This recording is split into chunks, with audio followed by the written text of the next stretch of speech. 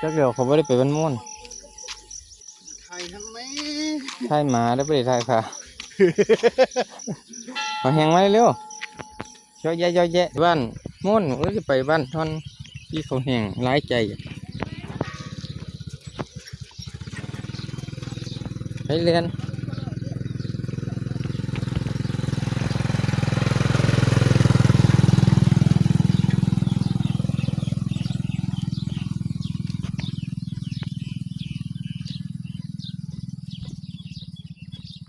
เขาแห้งมึงเจ็บขาบ่แห้งพี่เขาแห้ง